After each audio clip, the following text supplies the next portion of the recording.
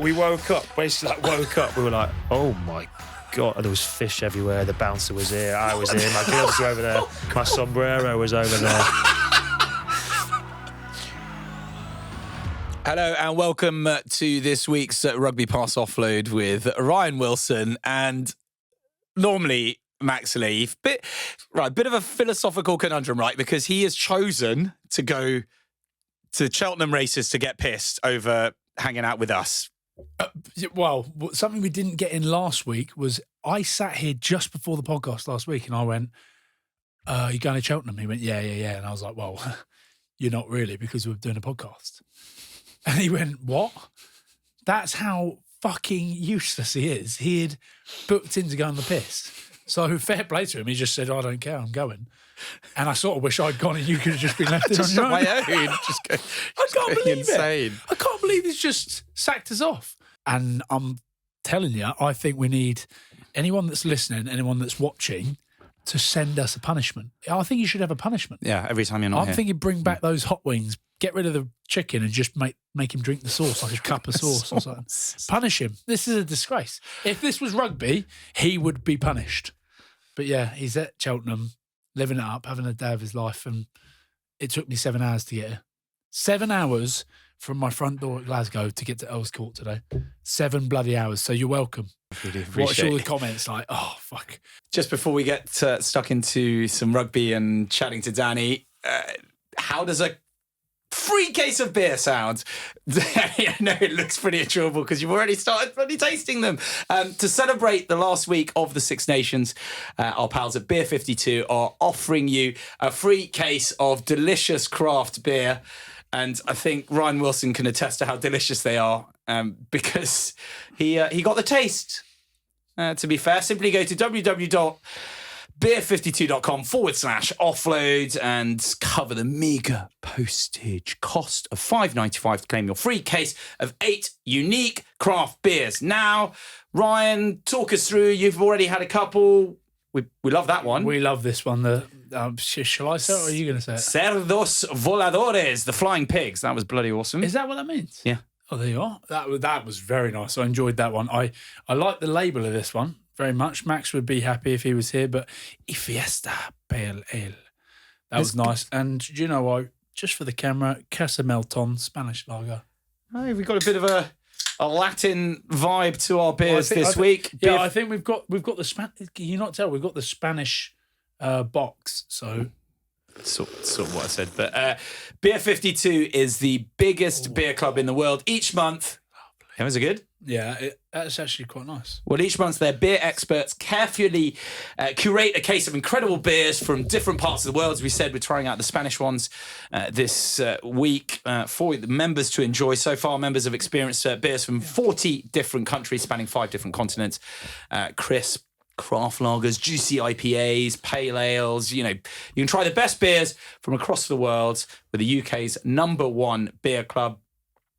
Dark beer, not your thing. You can choose the light-only case. Lots of choices. You learn all about the beers, the breweries, the regions, and the ever-insightful Ferment magazine. And you can get a couple of tasty snacks as well, which we devoured. Very good. And even after all that, you're somehow unsatisfied. I think it's impossible. You can simply pause or cancel at any time. So head to www.beer52.com/offload to claim your free case now. beer52.com/offload. I've been doing it, Mark. I've been doing it, and I absolutely love it. It's they get delivered to the house. You drink as much as you want. Drink responsibly, of course. And very, very nice. Thank you very much, Beer 52. Let's just jump in. Hey, Triple Crown, no Grand Slam. It's all. The dream is over.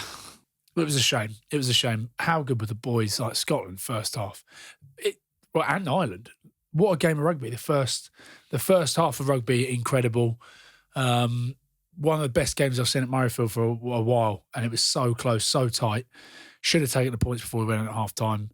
And then the second half, we just fell off, didn't we? Everything went wrong for Ireland, and they still dealt with it. They were outstanding.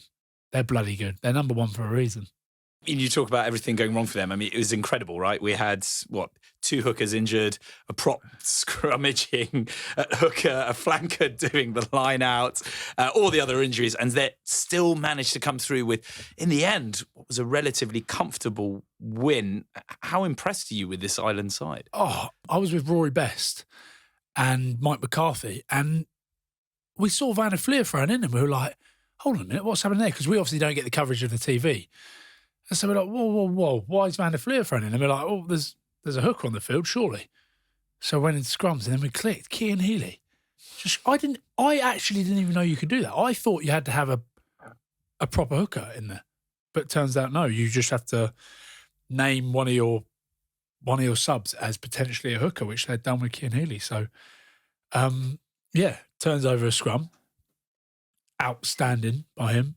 Josh Van der Fleer thrown in, like you've seen all the stuff, like what can't he do? I think it was Daddy Farrell telling everyone that he took up golf for like 2 years ago and now he's playing off scratch or something. Van der Fleer, like what can't he do? So fair play to him. And like we said, anyone that slots into that system, that well-oiled machine that is the Irish rugby team, just functions. And it turns out you don't even need to be in the right fucking position to function in it because, well, Cian Healy didn't.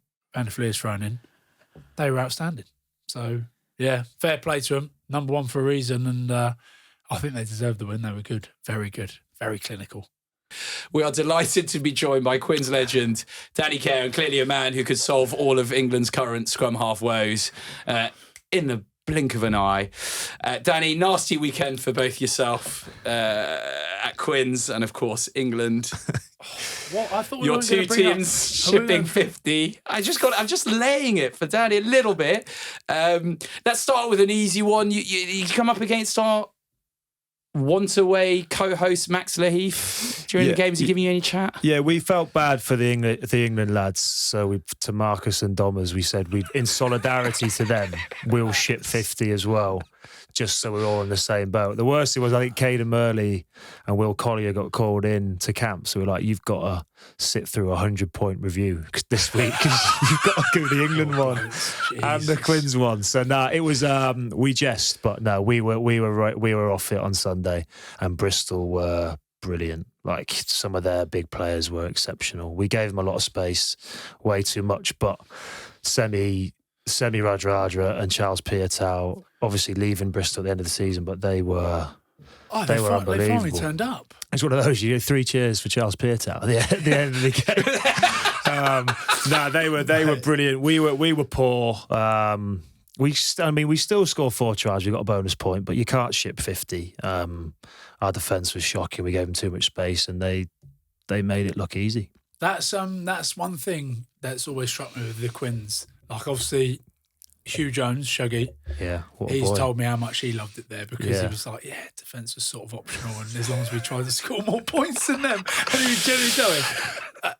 But I almost love that side of it. Like, who likes defence? No one. So just go and score loads of tries. Yeah, I think being a Quins fan is an interesting one because the week before we came up against Exeter, who've been brilliant this year, and they only scored 1 try on us the whole game, and we scored 40 odds. So that's where we're struggling to. Why is it a mindset shift from one week to the other? That's the $1 million question.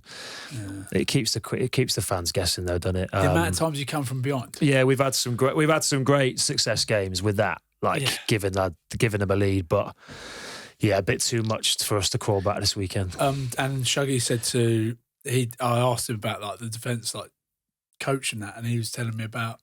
Doesn't he dress up in a tackle suit and come into the gym and boys get to tackle him onto the tackle bags? The boss does it now, Tabai. But the thing is, he brings in this mat, and the mat's about the size of this table, right? In the gym. And you know how big some of these lads are. So in between sets and reps, and fair play to him, he's like, I want you to practice tackle. When you're a little bit tired, you're a bit fatigued. And he runs in, he's like Wilco Lowe, who's 130 kegs, Marler. They all have a go on him. And they're like...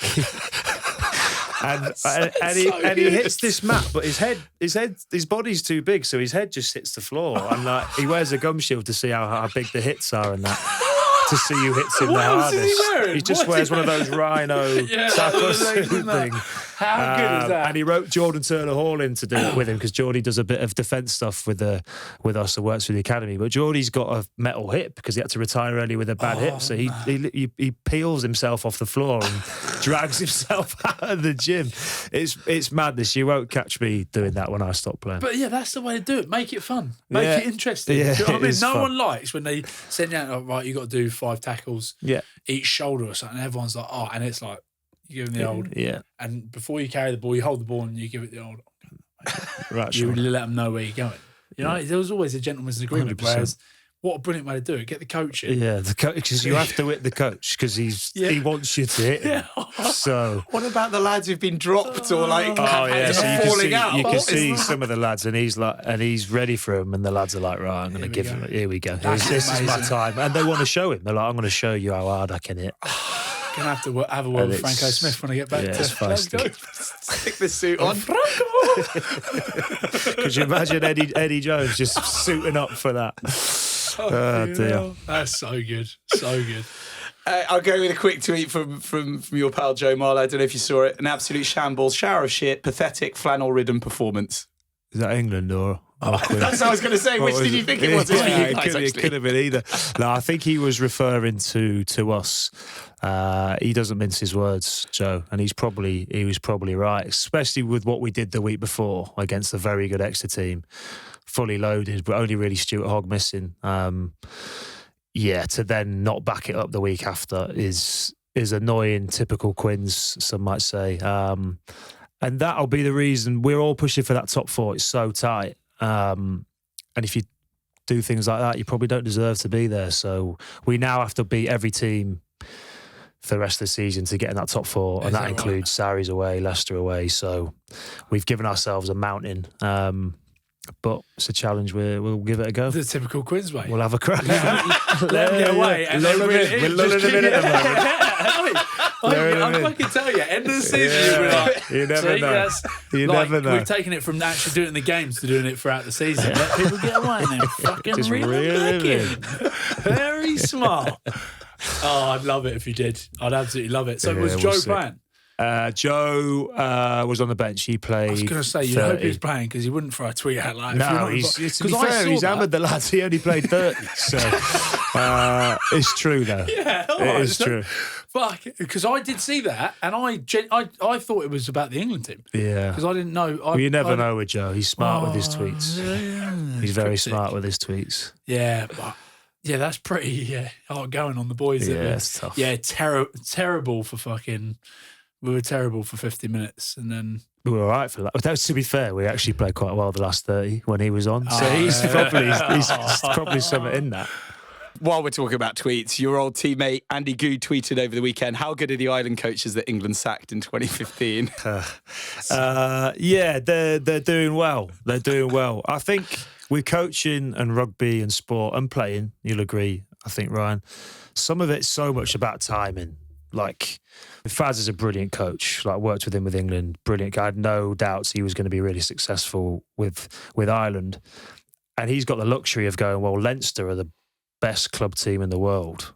Why don't I just play the same style as them? Because you're pretty much, that Ireland team is pretty much the Leinster team. yeah, And they play a brilliant way. Why would you change that?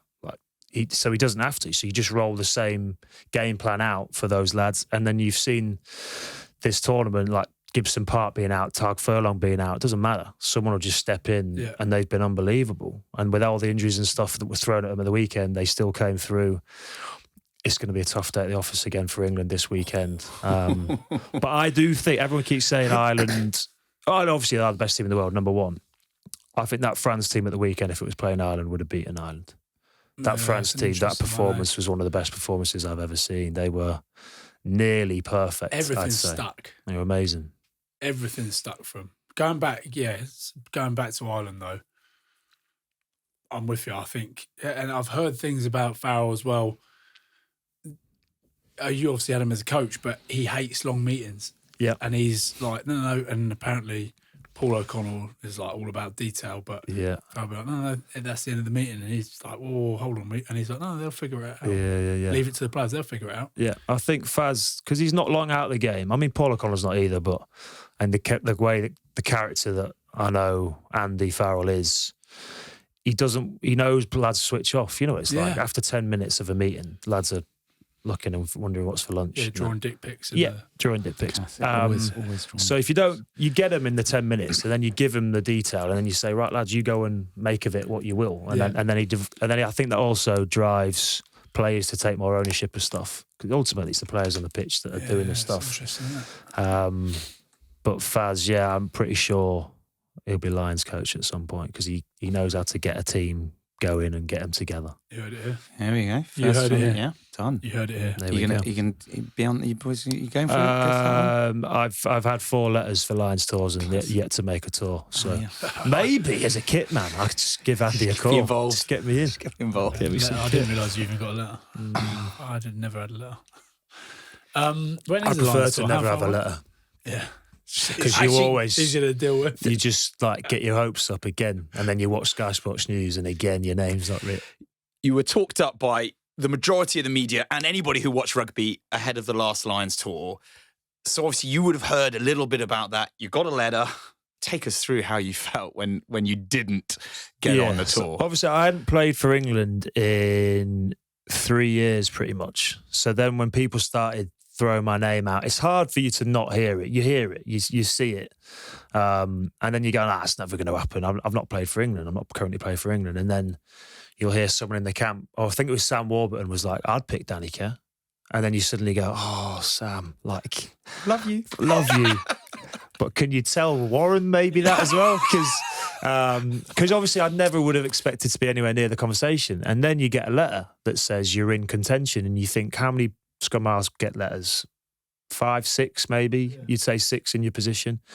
And then I go, well, why would I get a letter if they weren't seriously this time thinking of taking me? So then I watched it on Sky Sports News, and everyone's going, I think you're in, mate. I think you're in, which is the worst thing. Yeah, you're right. You just I wouldn't want know. to sit in there with people thinking exactly. And he's going. Yeah. Whereas other times I've been like, I'm not going to get picked. I haven't played that well that year, or I haven't been number one.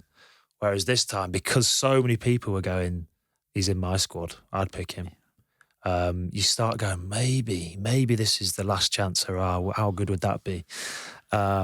And then I sat there with my missus. We just watched it on, it was like, which is brutal. You just watch it on Sky Sports News. Do you not see there was You get people nothing. know before those who were picked? Did they? No. I sat in it with Ali Price. Yeah. So and he had no idea, but he was sat in his car outside. And it's come brutal. in crying his eyes out. Every time I've done it, I've had it in 2009 where loads of us had a letter at Quins. We sat in a team meeting before, watched it, only Hugo got in. So obviously you're buzzing for your best mate, but then you're like, and then you've got to go out and train. The letter? I think I keep it to myself. I I probably shouldn't. And then the other ones have all been Sky Sports News, but then this latest one, obviously my name's Cares quite early, so you go, well, at least I'll know within 3 or 4 names. I was like, as soon as if I hear Elliot Daly's name, then I know I'm not in, because I think they did the backs first, and then obviously Elliot Daly's name comes out like third, and then it's to close the laptop down, should turn the telly off. It's tough, because I prefer probably to find out, just a coach to call me and say yes or no, but when you've got that hope and then you start believing, you think, maybe, because it's obviously would be a dream. And then, it didn't happen. And then I look back and I go, why would he ever have picked me? If there was a 50-50, because that was what everyone was saying, it's a 50-50 between me and Ali Price. I was like, well, if I was Gregor, who would I go with? Yeah. Someone I've never worked with before, or Ali, that I know is a great player and has done great stuff for me for Scotland. So I look back and I go, I was never going to get in, but it's hard because you just never know. That 1%. Those maybe. phone calls are horrible, by the way. Like World Cup phone calls. Is that how you used to get picked for a World Cup? Yeah. We used to wait for a phone call, and then you know, right, it's around this day. And then the phone would ring, and it would be one of the coaches. And then you start, in your head, feels like about 10 minutes, and you're going, hold on a minute, why is Taxi phoning me? The defence coach. He wouldn't be dropping me, surely. Or is he is it because he's closer to me? and we get on pretty well. And So he can take it so from him. I know you're like, oh, fuck it, and like, you're like, oh, fuck it, I'll just answer it. No, I won't answer it. And then with me, It's horrible, I isn't answered it? that one from Tatsy, and I was like, fucking hell, mate, it's good news.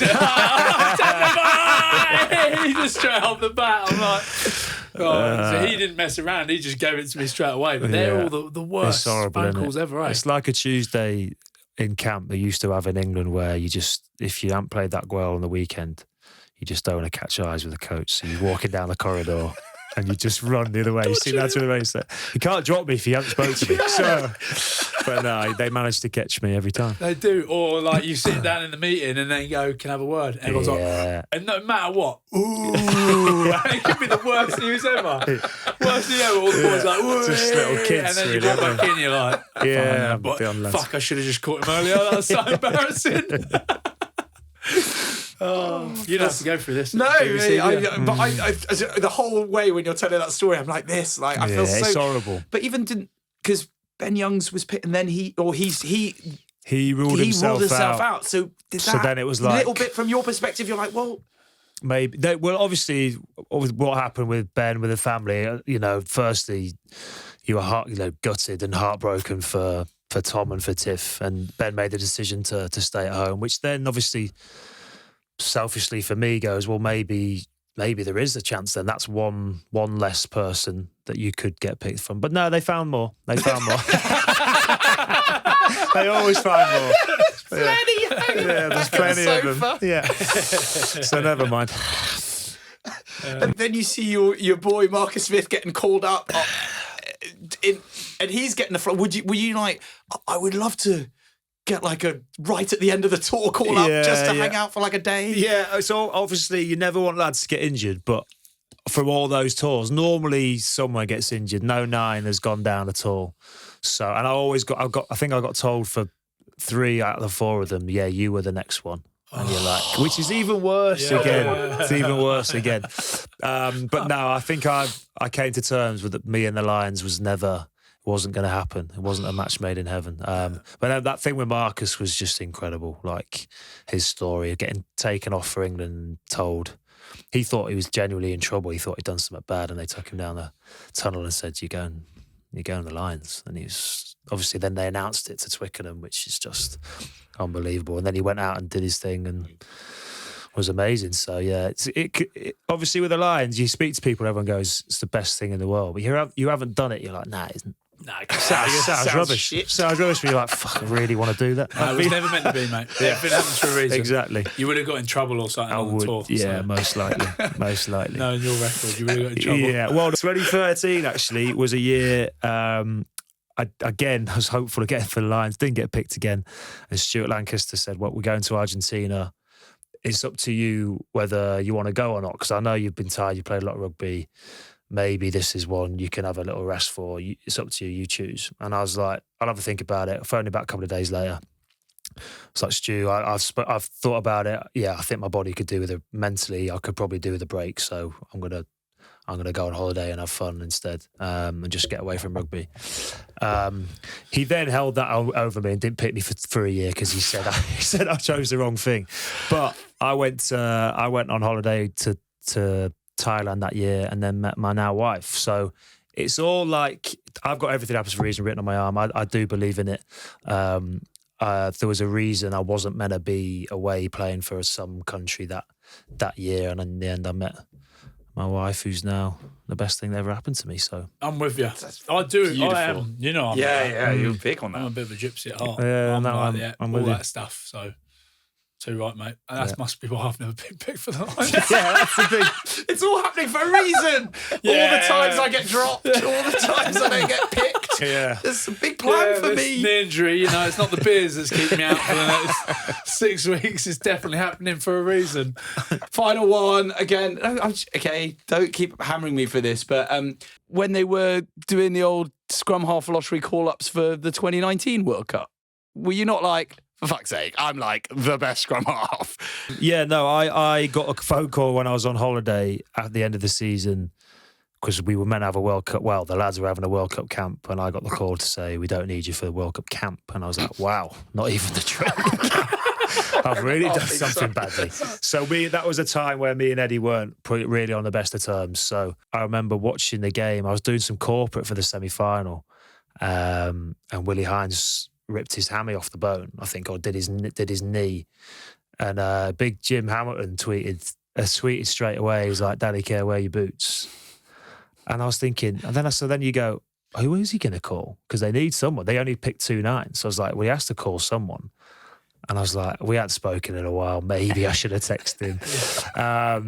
And then I just see Ben Spencer's been flown out to play in the World Cup final. You're like, wow, that's a hell of a call. As in, like, what a phone call to get. And unfortunately, obviously, England didn't go on and win it, but he still got to play in the World Cup final. Do you reckon if you had sent him a text, like... See, you just don't know, do you? But he's that kind of person where it might have been the thing that he was. Who wants this enough? Yeah, I don't know. If you had sent him a text, yeah, we didn't speak for a while after I got dropped in 2018, and then he picked me again, obviously in the summer in Australia, and I think I only really got in because I got back in touch with him because I'd left it a couple of years, and then I called him and said, look, can we have a catch up? I still think I can help. And he was like, yeah, mate, let's go for it. We got a coffee the next morning and we had a great conversation. He said, look, firstly, there's no bad blood between you and me. I think the world of you still. I think you're a great player still. There's no reason the only reason I've not been picking you is I don't think you've been playing well enough to get picked. But I think you're playing really well at the moment and keep doing your thing and we'll see what happens for the Australia tour. So I was like, wow, like, firstly, glad I called him, glad I dropped him a text. Hold on a minute.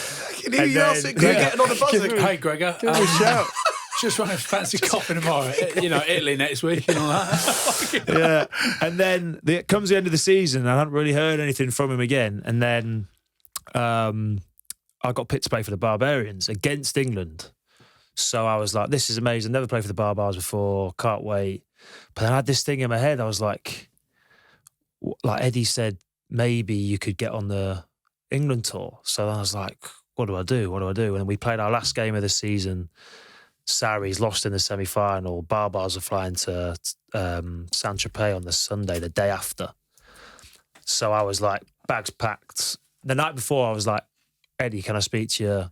What should I do about this Barbars thing? Should I go or not? Because if there's a chance I'll play for England, I won't go. And he was like, I'll call you in the morning, mate. And I was like, okay. But then I was like, it's not going to help me out. I need to know because I'm getting on this flight and I didn't want to mess the Barbars around.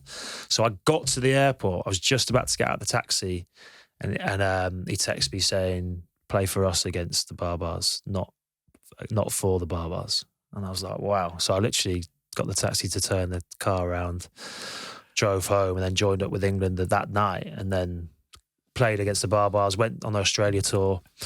And then he hooked me off after 35 minutes in the third test. So, it was a whirlwind, but I'm glad I dropped in that text. I got 3 more caps and another chance to play for England, which was amazing. I did actually text Gregor before the France game saying, by the way, and I sent him a picture of a passport and a COVID test. Because that's how I got in last time. Yeah. So only fucker around with a negative COVID test and a passport down the road. So he ended up taking me and got my 50th cap. So I actually sent him a picture of it.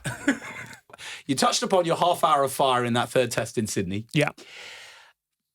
Pretty tough conversation. What talk us through what happened? It was. We didn't start the game well, and then it was one of those. I've seen it before. I've been there.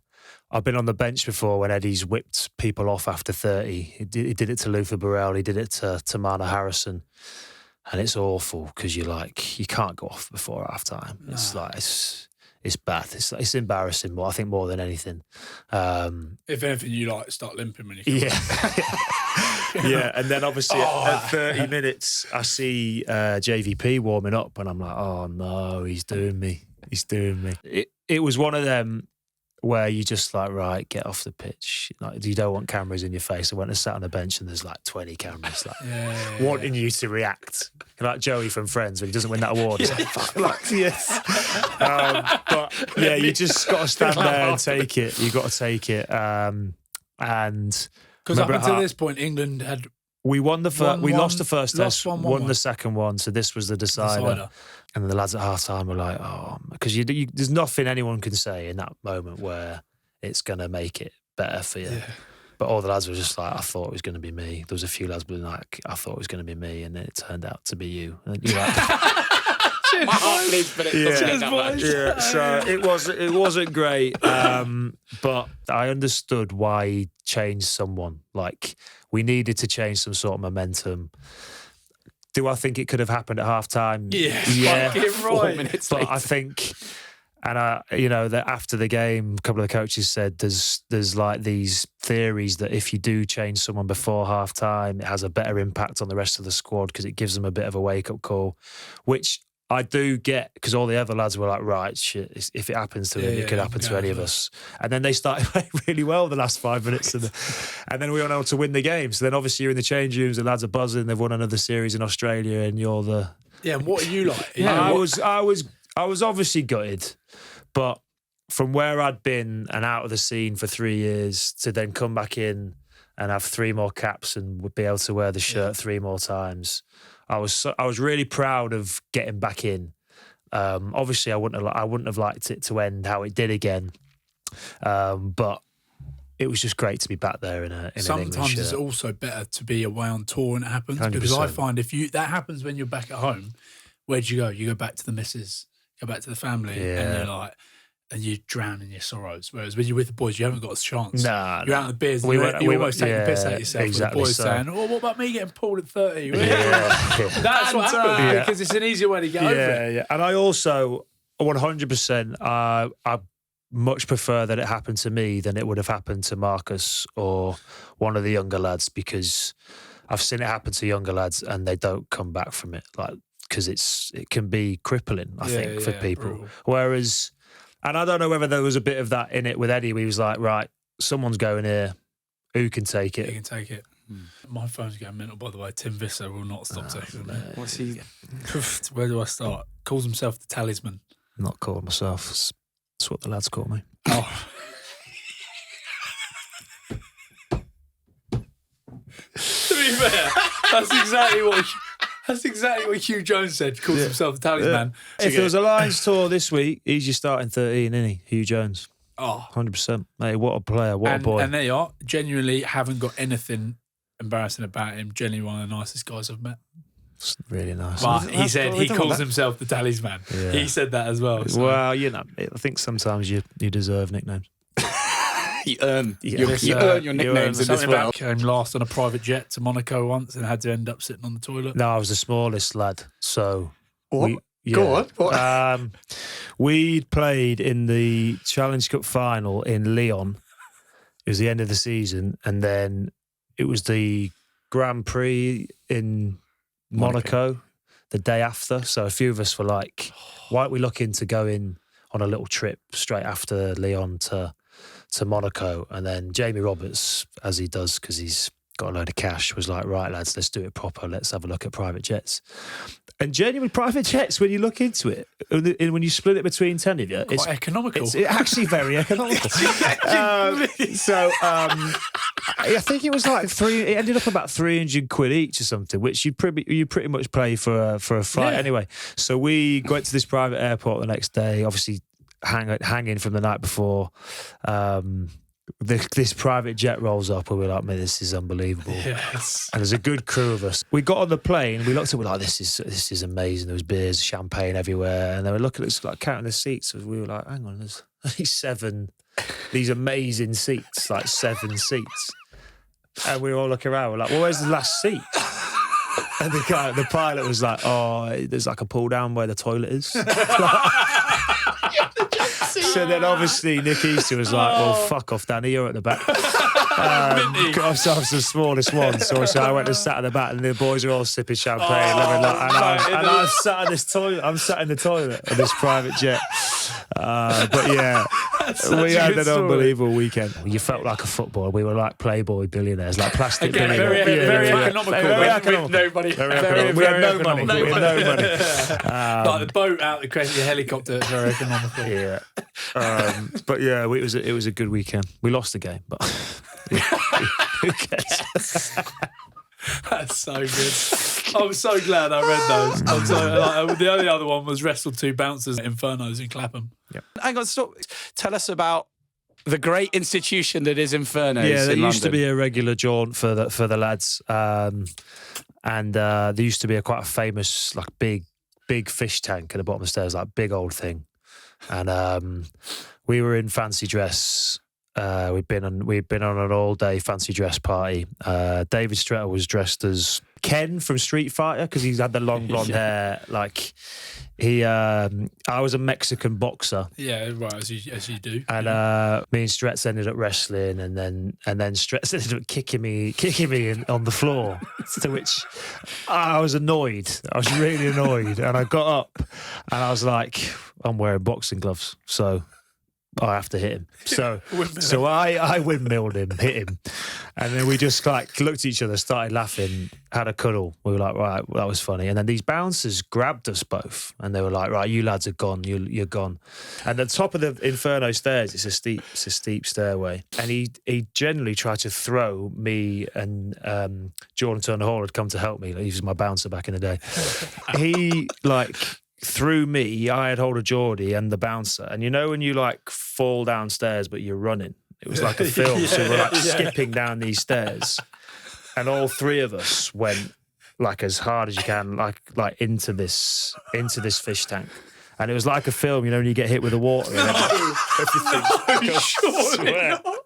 And we woke up, we were like, oh my God, there was fish everywhere. The bouncer was here. I was here. My gloves were over there. My sombrero was over there. And then we were mustache it was. Yeah. We scarpered fairly quickly. And then, but it was the bouncer's fault. If there's ever blame, it's the bouncer's fault. And then apparently people were walking around with fish in their drinks. Just to try and save the fish. You got to save the fish. You imagine? Where'd you get? I got it. It's from Infernos. Yeah. That is the most sensible thing to do. Yeah, pick a fish up. Yeah, they were saving them.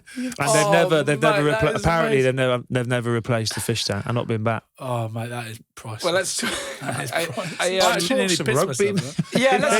let's talk some rugby. What is the rugby we're touching on? The England game, really quickly. Yeah, I suppose we should. Well, we might as well just touch on the score. What was the score? 53-10. You were working it, weren't you? I was working. I had to interview 3 of the lads after the game. Oh, that's hard, isn't it? It's tough. It's tough. Because I've been there. I've been in their shoes before where you've been battered and then you've got to go and speak to corporate people or do some hospitality, and fair play, they all wore it. You have to. But yeah, it obviously, I think that was probably one of the best performances I've ever seen from any team that we saw from France the weekend. I feel like France are a few years ahead of England on their sort of journey. They're now, for me, I think they're the best team in the world. If they play like that, I think they'll beat anyone. I think you'd have put any team from any era on that pitch against France at the weekend. I think France win the game. Would they have been better if Eddie Jones was there? It's obviously they've made the change to go with Steve, and I don't think you can expect England to just turn into the best team in the world overnight. You saw that. But how have they gone so backwards? Well, I think sometimes you saw it with Leicester when Steve took over Leicester. They took a fair few big scores early doors, and it took him a long time, I think, to embed his policies, his way of thinking, his way that he wants this team to play. And it took a while. Obviously, that's all escalated when you're the England coach, because you can't lose games when you're an England coach, especially not at home, and you definitely can't lose by 50 points. So obviously he's going to get a lot of heat and a lot of media attention, but I do think France and Ireland are operating on a different level to other teams at the moment. I think you've got Scotland next, and I think you've got England and Wales who are probably knocking around the same sort of boat with Italy. That's the current state of affairs, I think, in the Six Nations. And I just think France had pretty much the perfect game. England got dominated at the breakdown, couldn't get a thing going, couldn't slow the French down, couldn't get anything going themselves. And the French were brilliant. I've never seen a better performance. Antoine Dupont was just next level good. And I think if France play anything like that in the World Cup, there's only one team going to win the World Cup. But on that side of the draw, where England are, because of the madness of the World Cup draw, England could easily find themselves quite comfortably in a semi-final, and then you're 2 games away from winning the World Cup. And anything could happen in rugby, mate. Anything could happen in one madness. game. It is madness. The whole To World basically Cup beat thing. Wales or Fiji, probably. So, exactly. And see off Chile, Samoa. Yeah, So it's- yeah, England could find themselves in a semi-final, and then one game of rugby with anything could happen. England turn it on one game, or there's a red card. With the tackles and everything that's going on at the moment, England could find themselves in another final, and then you're in a World Cup final. Yeah, because people are saying the other side, with Scotland's group, Ireland. Oh, yeah. You make it out of there, you're going on to win Yeah, the your World Cup. boys are gone early doors. You're They've got to put their holidays now. You're basically going to win a World Cup if you get out of there. Yeah. Just one bloke for me, and I know he's my favourite player ever, Freddie Steward. Even in that, somehow, Yeah. he was still outstanding. Yeah, Freddie's brilliant. Bloke's outstanding. He's such a good player. He was one person that stood out for me still, that was just still cracking into it, doing everything right, Yeah. taking every high ball. The best person I ever played with on the high balls was Brownie. Mike Brown was incredible. By the way, yeah, how good is he he's playing? playing amazing. I'm so chuffed for him. So when the ball goes up in the air, there's no better feeling of knowing, Brownie get that. Yeah. And he just used to get it every time, and then beat the first couple of people because he's so nuggety, and Freddie's exactly the same. Freddie's so big. He's like having a second row at the back, but a second row that can shift, can jump, can fend people.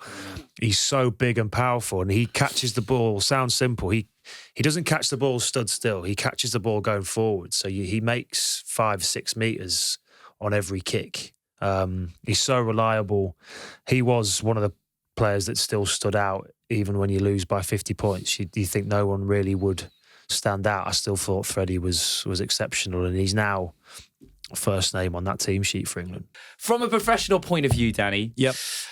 that final French try, coming off a first phase like that, you see it very rarely in international rugby. How did you see it? Yeah, I think for any sporting fan, rugby fan, it doesn't matter if you love rugby, you watch that and you go, wow, that was slick. They scored one not too dissimilar a couple of years ago at Twickenham, which was incredible, but that one's even better. You do all these first phase moves in training, you practice them all week. Very rarely does one come off as good at that as that. And I think as well, the weather was so bad. Like it was so wet. That ball's so slippery, and every single pass is in front of the man at pace. The skill level was exceptional. To execute it like they did was incredible. But you look at it from an English perspective, and the only way you score tries off set piece is if someone hasn't done their job properly. And England didn't defend it properly.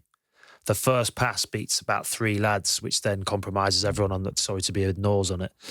Or compromises everyone out wide. Then you've got lads shooting at the end when they shouldn't shoot in but they have to because the guys inside haven't done their job. So I think for Kevin Sinfield will watch that and be having nightmares because his team hasn't defended it properly. But as a slick as a move it goes, it's one of the best tries ever. As a 9, talk to me about Dupont, because I'm in that game again. Every game we watch him, we're like, oh, look how good he is. Look at even that game. Yeah, he's another level. He's on a different planet. He really is. He's playing a different game to all us other 9s. I always remember Quins played away in Cast, probably about 9-10 years ago now, and before the game, we looked at this scrum half, and he was just this little lad. Like, he didn't look the part. He didn't look like a rugby player. And I remember Chris Robshaw going, lads, this little lad's just straight out of school. Doesn't look like he's got much about him. Let's get after him today. And we were like, okay, mate, yeah, I'll get into him. And then 10 minutes into the game, I remember he took a quick tap. He bumped Chris Robshaw, handed off Nick Easter, ran around Nick Evans, scored his try under the posts. And Chris Robshaw went, watch the 9, lads. He's a decent little player, right? And I always thought, I was like, who was that guy? Like, who was that 9? Because I remember trying to tackle him, and it was literally like hitting a brick, hitting a brick wall. He was so strong and powerful, but he was so small. I was like, how has he done that? And then I always thought, a few years later, I was like, I wonder who that 9 was. I wonder who it was. Turns out It was Antoine Dupont. When did you realise it was Antoine Dupont? It was probably when he started really coming through with Toulouse and coming through with France. And I was like, that's the nine. Mum, have you got that programme from that game? That's him. Hold on, let me get that programme. I was like, fucking Antoine Dupont. And then ever since then, I've always kind of like been rooting for him because I'm like, this guy was incredible. He did something like incredible from so young. And I always thought, I wonder where that guy is. And then it turns out it was him. Cool, isn't it? And then he's obviously now he's the best player in the world. He's playing on a different level. He sees things quicker than other people, but then he also has the skill to execute it under the most high, intense pressures. I saw him at the TikTok launch, and because I gave him a shirt that day. We swapped shirts after the game, and I had a picture and stuff at the casket. And he came up, so I was like, he won't remember me. And he was like, oh mate, I've still got the shirt from that game.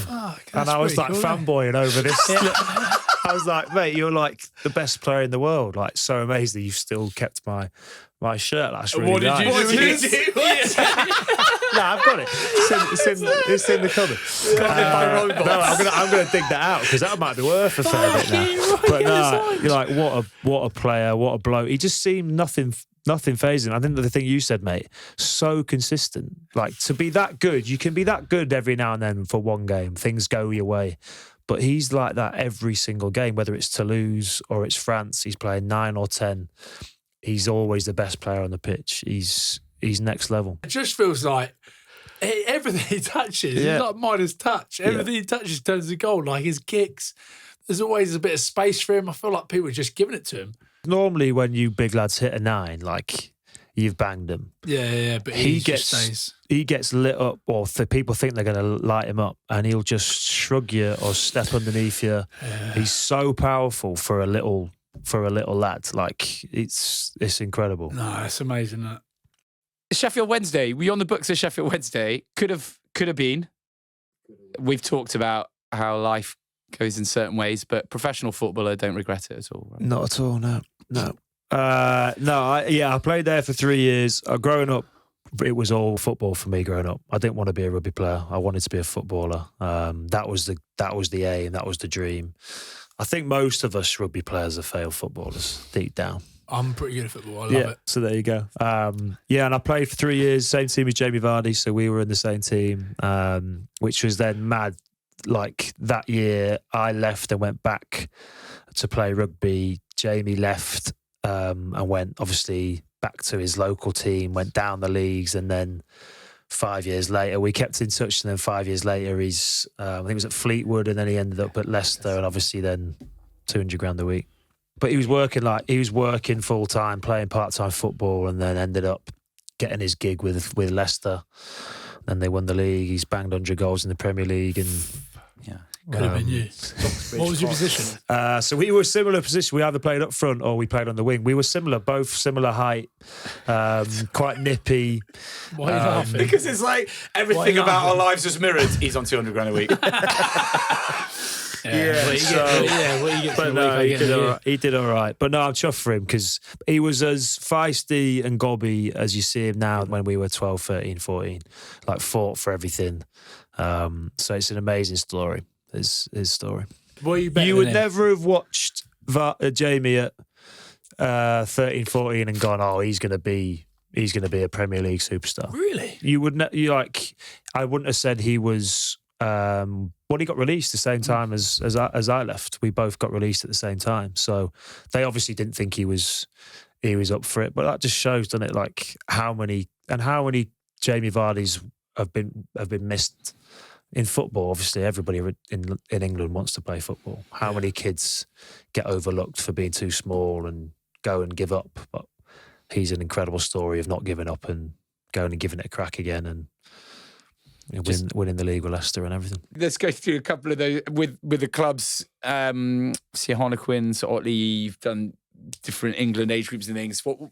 What's been the best initiation that you've had? I always remember Chris Robshaw's first cap. It was in Argentina. And if you've played over in Argentina, they do like the post-match dinners like proper. There was like 1,000 people in this like unbelievable palace type place, massive dinner, And I think our captain at the time would have been maybe Dylan, who said, right, can we get our first capper up to sing? And obviously after the game, Robbo had a few drinks with everyone, and he's a sloppy drunk anyway, and he was like battered, could hardly speak. And Dylan was like, "You going up?" He's like, "I'm going up, am I?" I'm like, yeah, you're going up. And he was like, "Right, okay." And he went up there and he sang like a big number. It was a big ballad. And it was genuinely one of the worst 3 minutes of anyone's life in that thing, because it was so bad. And he came back down. He was off. He was like buzzing. He was like this, bowing to everyone, taking a selfie. He was like, "I smashed it, didn't I?" We were like, yeah, you smashed it, mate. And I remember someone had filmed it and showed it back the next day, and he was like, "Oh my God, it was horrific." But yeah, that was a good one. Did you have to do the same?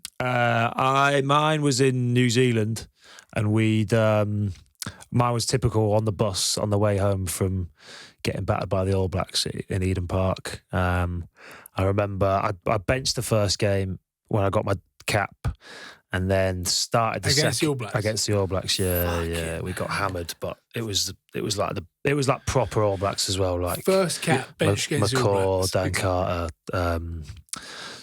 Rodney Soialu, Mar Nonu, Joe Rokathoka. It was like, and I remember Dan Carter. That game was just, we couldn't touch him. He was like playing on a different planet. He was unbelievable, like so quick. Everything he did was quicker than I'd ever seen before. And I'm just a 21-year-old lad from Leeds who wanted to play football, and I was stood there facing the hacker, thinking, "What the fuck? What am I doing here? Like, what am I doing here?" And then we'd been behind our posts like so many times. But then I always remember that the lining up for the second test. So my first cap as a starter. And I had we had our red like England anthem jackets on. I remember being on the bus and singing "Lean on Me" the week before, and there were lads lobbing bananas and milkshakes and everything at me and stuff. I remember looking down, singing the anthem, and I had all this banana and still all over my jacket, and it was almost like it helped me in a way because I was bricking it, and then I looked down and I thought, "What am I doing?" What a privilege! Banana all over me. But yeah, it was That was a hell of a wake-up call of like, this is test match rugby. First start against the All Blacks. First start against the All Blacks, yeah. Crikey. Yeah, we got hammered. I scored an early try, a quick tap from 5 metres, just put my head down and just hoped I survived. Scored a try, but we lost like 40-something, 5 or something. It was like proper All Blacks, like next level. Oh, man. How did you feel when you just it's your first start and you actually are like, "Oh my gosh, I've just scored against the All Blacks"? Yeah, it was surreal, but because we were getting battered by so many, I couldn't celebrate. I remember, I think I got up to celebrate, and Mike Tinder was like, "Mate, no, come back." Yeah, one of them like jog back. Yeah, next job. Next job, lads. Next job.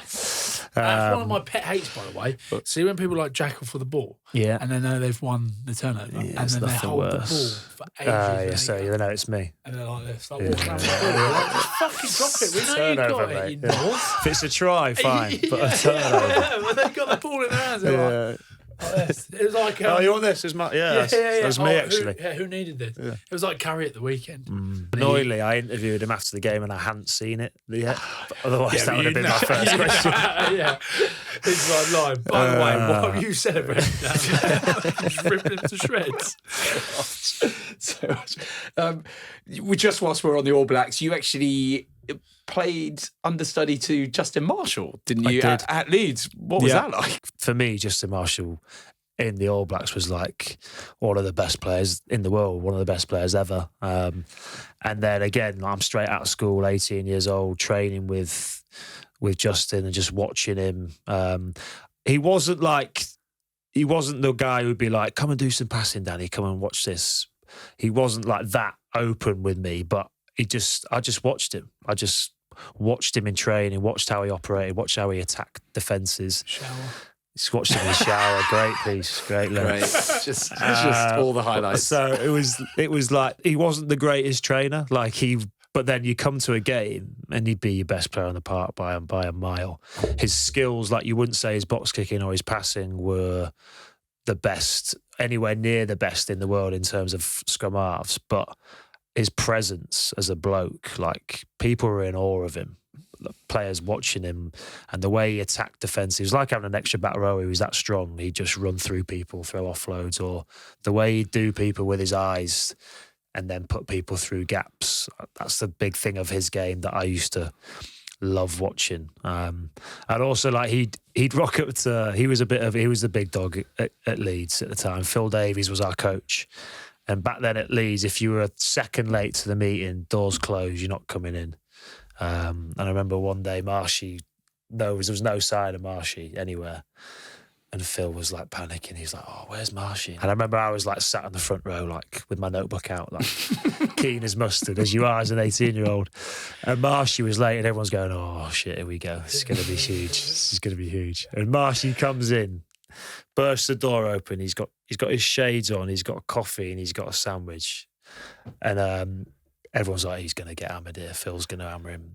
And he was like, "Oh, sorry, Phil. Queue was a bit long for the sandwiches." And Phil was like, "That's okay, Marshy boy. Sit down, boy. Like, take a seat wherever you want." And everyone was like, "What?" Like, I don't want to say that then inspired me to try and be as good as Marshy, so I could do whatever I want. It was at that moment where I was like, he's deserved that. How good he is as a player, he can do kind of what he wants. Danny, you've obviously still have aspirations to play for England, the World Cup coming up. Have you spoken to Steve at all? I haven't had any comms with Steve, no. I've seen him at a couple of... Before games, actually, I've seen him, wished him luck. But no, we've had no comms. I've never retired from international rugby. I've been retired a couple of times by coaches. I would never turn down an opportunity to play for England. Can you hear us, Steve? Yeah. Can you hear us? But Steve's gone with 3 scrum halves that he thinks can help the team at the minute. If there is a need for an experienced head at some point, then I'd love to help. But all I'm focusing on is playing well for Quins. Or like taking it to the corner, thrown out the back door. Well, if they want some flair, that sort of stuff. Saw that a few weeks ago. If they want some tries, then. If they want tries and like points and winning and experience at like a World Cup, like you'd be a great candidate for that, right? Well, if you pitched me well there, but you know what to do, don't you? Pick up the phone. Yeah, get the text on. I might give Steve a call when the Six Nations I think just a little text. I played. He was my captain for England. He was my coach for England. I know him really well. So a text. Yeah, I think we're on texting terms, aren't we? Fucking right. Yeah, we'll see. Do it now. We'll see. You're in. I'll do it Gregor as well. Yeah, it's annoying when people think you're retired. Yeah, I get that. Yeah, just in case. I mean, everybody who listens to this knows that Ryan is still not retired from either international or club rugby. Or club. Just let's be aware of that. Just quickly, Danny, who have you enjoyed playing with more, Jonny Wilkinson or Marcus Smith? Marcus Smith. 100%. I played with Jonny a few times. It was obviously amazing because it's Jonny, but Marcus is, since he came into the team at 18. Well, I trained with him when he was like 16. I remember them bringing him to a Harlequin session, saying we've got this young 10, see what you think. I remember throwing him a ball slightly too high, and he was like, "Mate, can you just put it in front of me?" And I was like, "You are." But then I saw what he did with it, and I was like, "Yeah, I will put it where you want it, sir." Sir Marcus. And I remember him telling the forwards, like, "Can you maybe just run like 2 lines back at the ball? I want to fizz it in front of one of you to the other one, so the defender can't react." And I remember Marler going like, "Who is this lad?" But then you see how good he is, and you see as well what a nice lad he is. You go, "Yeah, I will do that. I will do that for you." And I've seen him. I feel like a bit like an older brother to him, that I've seen him kind of grow up and develop. And when he now plays for England, I'm more watching him, wanting him to do well than the team, really, because he's like the most grounded bloke you'll ever meet. Loves associating with the lads as well, which not all of them are like that these days. That's why you ruled him over Jonny Wilkinson. That's what I was moving into. Loves a beer. but he's so sociable. Everyone loves him. He's incredibly well brought up. Like, he's got great values and he lives them every day. His family's his everything. So But you we're can like see brothers. he's a competitor. And also he's like an an animal in incredibly competition, talented lad and incredibly competitive, Yeah, you can and one of tell. the hardest workers I've ever come across. So he deserves everything he gets. But how will he have taken this Six Nations where he kind of wasn't given many opportunities, except, at the hands of a ferocious French pack? Yeah. It's kind of tough, right? I hope he gets another shot at it this weekend. I'm pretty sure he will do. He should do. No 10. You put any 10 in that team at the weekend is doing anything differently in that French game. You couldn't stop them. So I think if England are to bridge the gap between them and the best teams in the world, for me, he's the player that has to play fly half, because I do feel you have to play a bit differently. We have to play quicker. You have to play a more attacking mindset.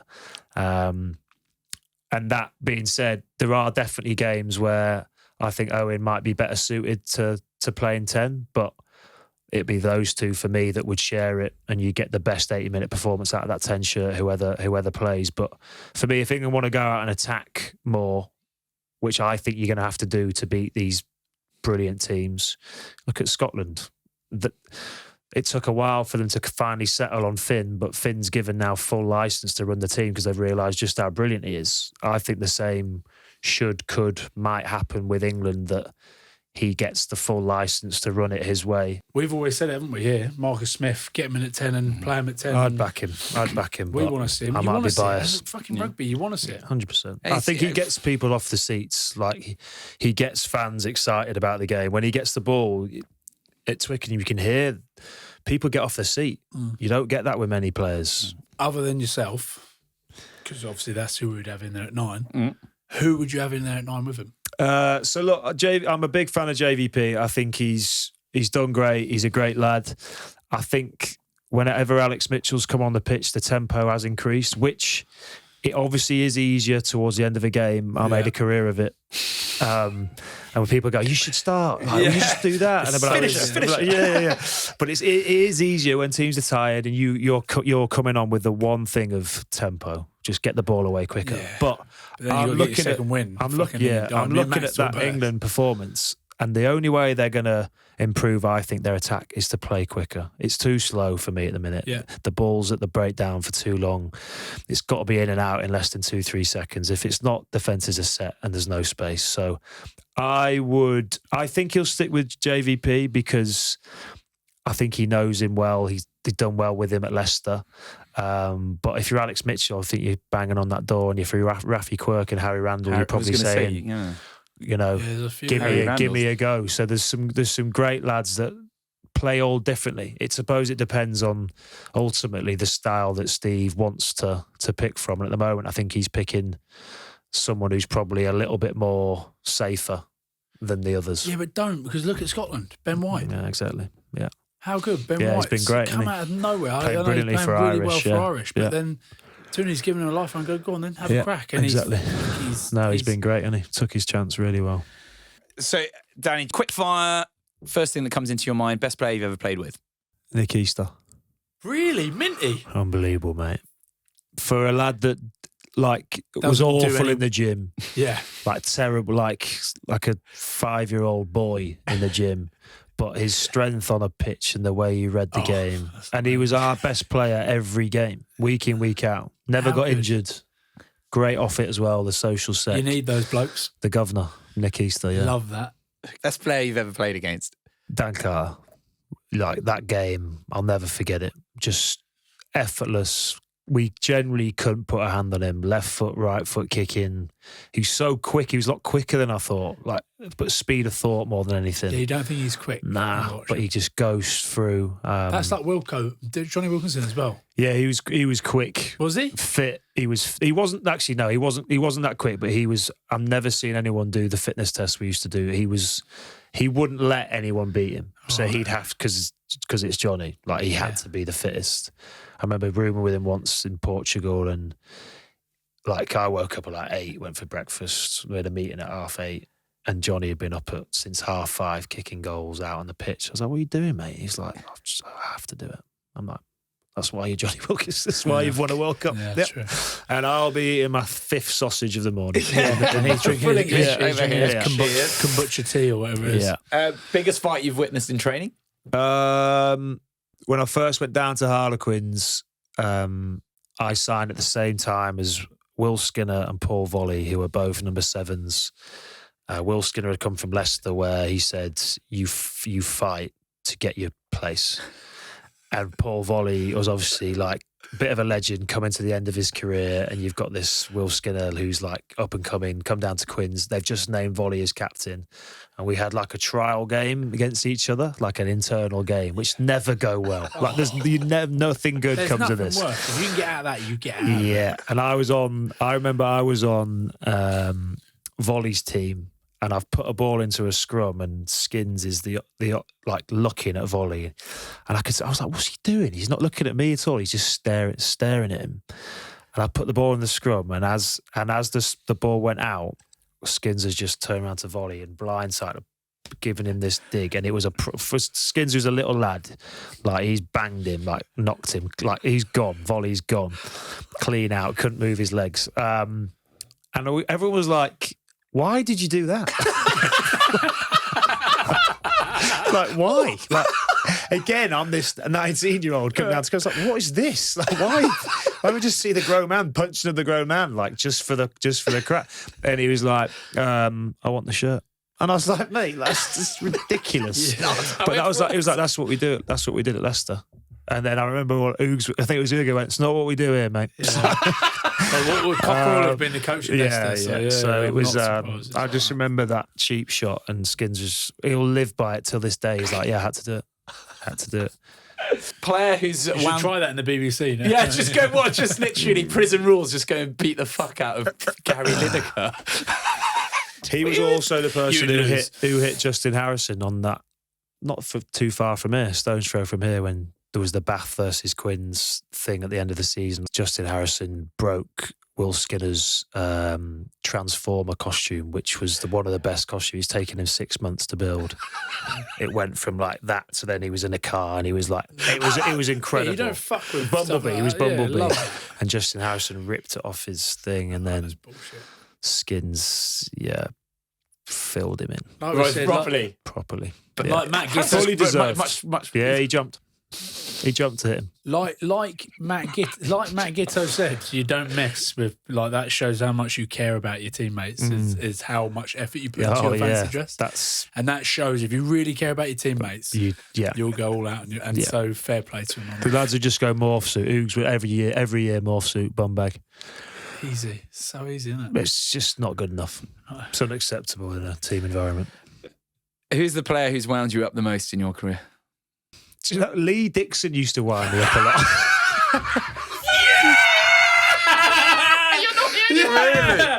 There's no fucking chance you listen to this podcast. So it's fucking off the cuff. Yeah, no, he did. Has someone said that before? Joe Simpson. We've had so many other scars. Yeah. Well, weird. I think normally there's I do think with nines, normally there's a bit of a level of respect where you kind of just leave each other alone. Like, you don't need to be the one. The old push. You know, the push and the knee in the knee as you put in the ball in. But he would just do it every time. And I would always be like, I won't give anyone any shit until he gives me shit. And then he started doing that. So then it kind of then became a bit of a personal vendetta that any time I played him, I just wanted to do him in. So I'd go out of my way to get him. But then his brother, Carl, was with me. He was like with my team at Quins. And he was the same. I was like, who do you hate the most? He's like, my fucking brother. So even his own brother hated him. We're going to have to get him on. We have to get him on. I went on tour with him, and like, what a nice lad. Like, it's always the case, isn't it? That's what happens. But we're going to have to get him on. And we'll just play back. It's literally the number of players who've gone. I don't know why. It's the first name that came to my head. 10 people? Yeah. Because not many people annoy me. Like, there isn't many people that annoy me. I'm a very happy person. You know, like, as you grab a 9 on the side. So say you're trying to get round the side of the scrum. And as a 6, I grabbed hold of him, but grabbed his nuts by accident once. And had to go and have a hearing for grabbing his testicles. Yeah. Yeah, I didn't do it on purpose. Okay, cushion. I grabbed his penis in his testicle. Final two. Player you don't know you think would be your best friend. Jonah Lomu, who I did play against once. Did you? For Cardiff against Leeds, yeah. Tackled him. Tackled. I remember him bursting through, and I was 17, 70 kilos, like piss wet through. And I remember he looked up at me and genuinely started smiling, like started laughing. And he could have gone like either way. He could have run straight through me. He could have gone left. He could have gone right, like whatever he wanted to do. And he like, this is why I love Jonah Lomu. I already loved Jonah Lomu, but then he's like the guy who changed rugby for me. Like, what a hero. He just ran like as softly as he could to one of my shoulders, and like I went by his thighs, slipped down to his knees, slipped further down. I literally pulled him down by his like shoelaces, by his bootlaces. And he just offloaded the ball quite nicely. And then I was like lying on the floor, and I remember he like picked me up and rubbed my head, and he went, "Well done, mate," and like patted me away. And I was like, "Fucking hell, Jonah Lomu's just firstly let me tackle him." Mate. I was like, "Thanks, Jonah." But then I remember after that game just being like played against Jonah Lomu, and then I actually physically, I tackled him. I banged it on, maybe Facebook back in there, you bang it on Facebook straight away with like the Getty things over it because you haven't got the copyright. But I think me and him would have got on well. 3 people in a cab with you for the ultimate party. Oh, David Strettle. Oh, yeah? Yeah, like he's unbelievable. He's in the league of his own. For I like that. I was his professional cameraman for a couple of years when he made it big time. He started playing for England when he was like the long blonde hair. The hair, but like the J from in between. He was like a rock star, mate. We'd go around Kingston, Oceania. Oh, okay. And like people would just stop and stare, and I'd just be like, "Yeah, give me the phone," and I'd just be like taking pictures of him. But like hell of a boy. I would take. I'd probably reunite our old crew, Strettle, Hugo Monye, because he'd get you in anywhere. He'd talk you in anywhere.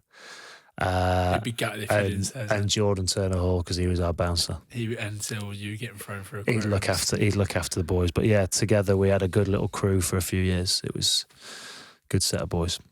Brilliant. Well, sadly, that is all the time we've got left for this week. Huge thank you to Danny for coming on and entertaining us so much. Thank you to Ryan.